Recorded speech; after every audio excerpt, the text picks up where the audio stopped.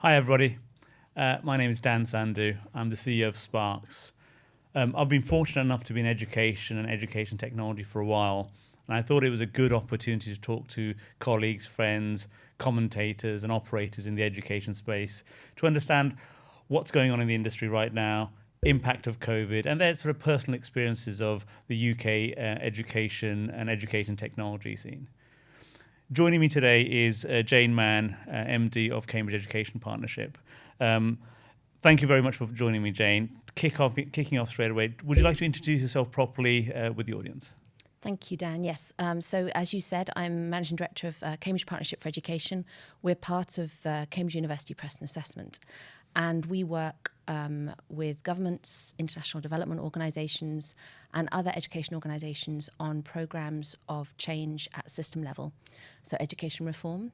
And we're tremendously lucky to be part of the University of Cambridge, which means that we are able to bring the sort of weight and global network of the university with us into some of our programmes. And how important is that? Because from a brand perspective, Cambridge is a fantastic global brand. Do you think that supports the overall UK sector to have that kind of brand behind us? I think it does, but I think we have to be really careful about being responsible with that. Because with great power comes great responsibility. Yeah. I think also that Cambridge can sometimes be associated in some minds with a certain elite type of education, whereas actually the partnership is focused purely on national education systems, national curricula, and we work in low-income countries, we work with vulnerable learners. So sometimes the preconceptions can be a challenge. Understand. Well, we'll come back to some of that later, but personally, how did you get into education? What's the backstory in terms of how you found yourself where you are now? I got into education through books, actually. That seems like an obvious statement, didn't we all? But I mean through publishing. So I started my career in education publishing and became really interested in the role of textbooks, actually, in education. I think they are a very interesting tool, which when used well can be transformative, but also have great risk associated with them when not used well. So I worked in education publishing for a long time and then sort of noticed that there was this adjacent world of education reform where the role of textbooks was even more critical and powerful. And of course, over time, textbooks have been joined by digital materials and edtech. And my role then sort of morphed into much more of a system analysis around education reform. And that was my journey into it, really. And over that journey, what's your biggest learning been? My biggest learning has been that the key to any successful reform, whether that be with turning around the one single student or an entire system, is teachers. And, neglect that at your peril.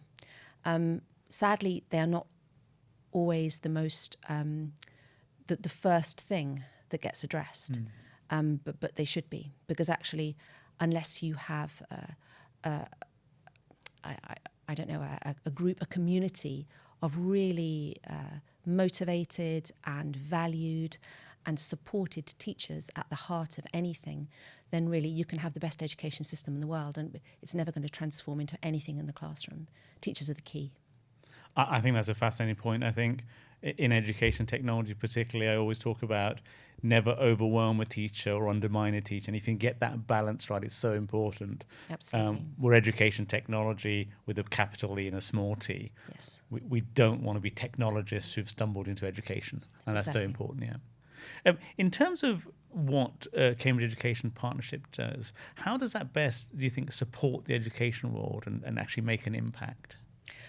We try to focus on coherence.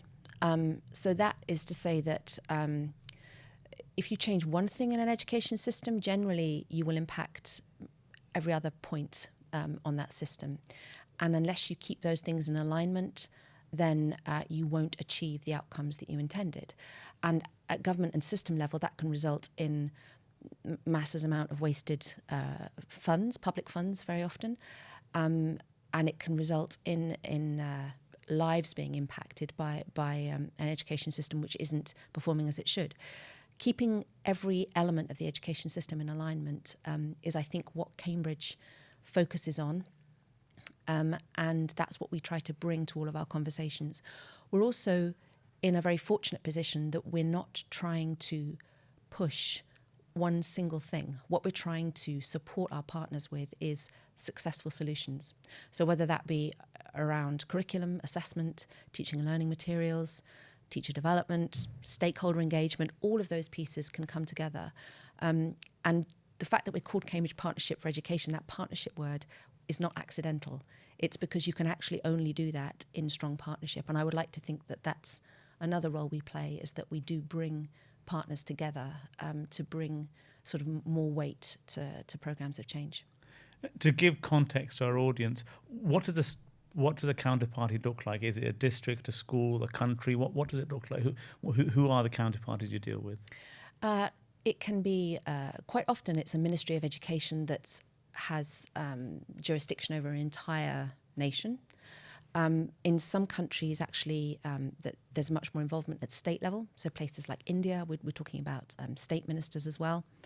But also it's making sure that what we're doing flows down to the classroom. And that's a really critical thing, because I think the biggest gap and the biggest pothole in any reform is between policy and classroom, because there's lots of fantastic things decided in ministerial offices and enacted through policy, but which for whatever reason can't be enacted in the classroom.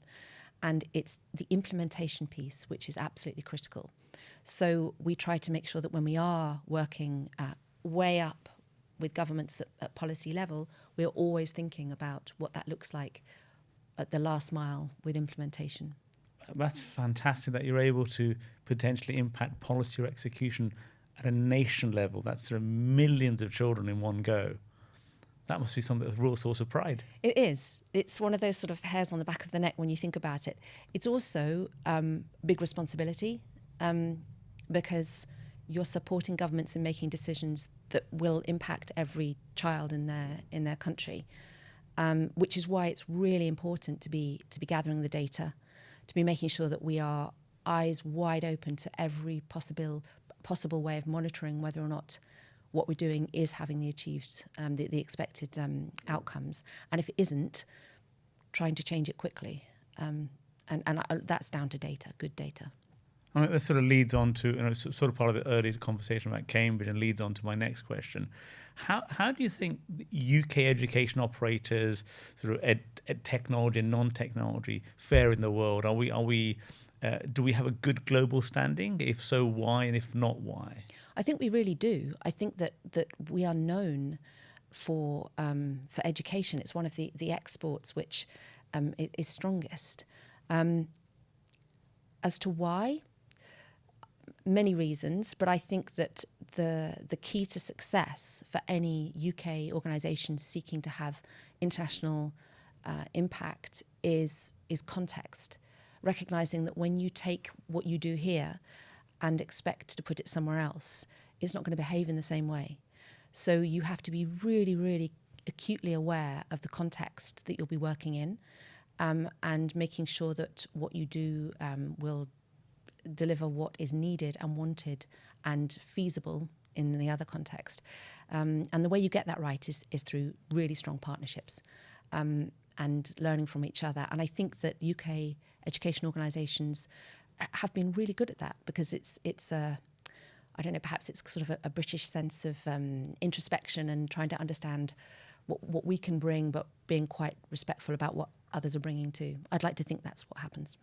No, I think I totally echo that. It resonates with the conversations we've had, both in organisations I'm involved with, be it BEAST or EdTech Evidence Group. People and organisations, however competitive they are with each other in the UK, do get together to do the right thing. Absolutely. To make sure what we're doing is giving the right result. Yeah. Given your experience in education so far, what are you looking forward to in the next 10 years as sort of change? What change would you hope is delivered in education and education technology? That's a great question, and it's important that I do think about what I'm looking forward to, because actually at the moment I think we are at a really difficult stage. The World Bank are predicting that learning poverty, which is defined as ability to be able to read a sentence by the age of 10, in low-income countries, it was around 50% pre-COVID. They now think that it's probably around 70%. And actually, you can read those figures and just get quite depressed.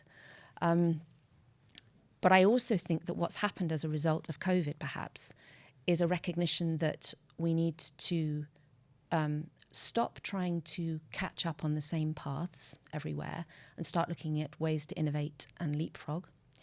And there's some amazing interventions coming out of that approach. And there is also a recognition that the global north doesn't have all of the answers, actually, and that there's a lot of amazing innovation coming out of the global south that we need to be learning from and working with. So I'm looking forward to more of that. And I think I'm also looking forward to the fact that, as I was saying before about data, there is this understanding now that without proper, appropriate measurement of what we're doing, we're never going to know if it's the right thing. And it feels like there is much more of a sense now that we will measure, we will share what we find out, and we will work together as an industry to make things better with that information. So I hope to see more of that. Yeah, I mean, I think it's so important over the next 10 years. There's 800 million new children coming into the secondary education world, and the kind of foundational literacies of language and numeracy are still so critical in getting it right. Yeah, and that education poverty, as you nicely put it, is something that seems always to be over the hill to being solved, and I think we've got to do as much as we can to solve it. Absolutely. You've had a great set of experiences in education. Pointed question: who has been your inspiration, or what has been your inspiration in getting where you've got to? There are many that I could think of if I think of who, but there is one minister in particular who I was lucky enough to work with quite early on in my career, who I won't name, but Minister of Education in a sub-Saharan African country, which is a very challenging context that he had. He's no longer the minister. But what I admired about him was an absolute relentless commitment to quality. So someone in his position could very well have gone for just the kind of basic, how can I get up to the most basic level here? And he didn't take that approach. What he said was, the children in my country deserve to have the best. They deserve to have the best curriculum, the best approach. And that's what he strove for his entire career. And, he had great impact. And I think the reason he inspired me so much was that even though his obstacles seemed so enormous, he just took this relentless, consistent, positive approach to tackling them. And it taught me a lot about, I suppose, prioritization, being really clear about what it is you are trying to achieve, and being absolutely uncompromising in your pursuit of it. So I do try to, I suppose, invoke him sometimes when I'm faced with a challenge. Yeah, there are no shortcuts to any place worth going. So, absolutely. That's sort of that sound. So a couple of final questions. One, I've been asking previous guests to raise questions for the future.